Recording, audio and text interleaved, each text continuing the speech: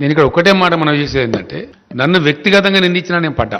ఇదే రాష్ట్ర బీజేపీ అధ్యక్షుడు చాలా చిల్లరగా, చాలా నీచంగా, చాలా దారుణంగా కేసీఆర్ను జైలుకు పంపిస్తాం, మా వ్యూహం మాకుంది, మా జాతీయ అధ్యక్షుడు చెప్పిండు నాకు అని బహిరంగ ప్రకటనలు చేసిండు.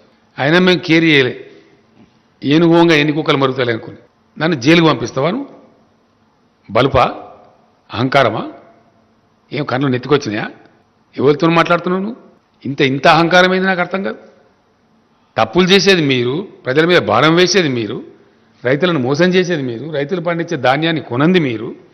మీ అసమర్థతను, మీ తెలివి తక్కువతనాన్ని, మీకు పరిపాలించలేని శక్తి లేనితనాన్ని ఇలా రాష్ట్రాల మీద రుద్ది రాష్ట్రాల ముఖ్యమంత్రులను జైలు పంపుతావాను? ముడతావా కేసీఆర్ను? ముట్టు చూడు బిడ్డ, టచ్ చేసి చూడు కేసీఆర్ను జైలుకు పంపి నువ్వు ఇక్కడ బతికి బట్టగాడి తిరుగుతా అనుకుంటున్నావా? ఏమి మేము చేతులు ముడుచుకొని కూర్చున్నాం అనుకుంటున్నావా? ఇష్టం వచ్చినట్టు మాట్లాడచ్చునా? ఇష్టం వచ్చిన ప్రచారాలు చేయొచ్చునా?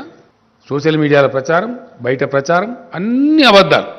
అన్నిటికన్నీ మేమేదో డబ్బులు ఇస్తే మేము డైవర్ట్ చేసినట్టు మాట్లాడడం.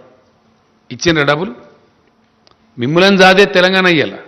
అది నేను చెప్తలేను, రిజర్వ్ బ్యాంక్ ఆఫ్ ఇండియా చెప్పింది. It's not my statement. Reserve bank of India best contributing స్టేట్స్లో the best contributing state is Telangana అని చెప్పింది. మేము ఇచ్చే డబ్బుల మీద మీరు నడుపుతారు ఢిల్లీ, మీరు ఇచ్చే డబ్బుల మీద మేము నడపలేము.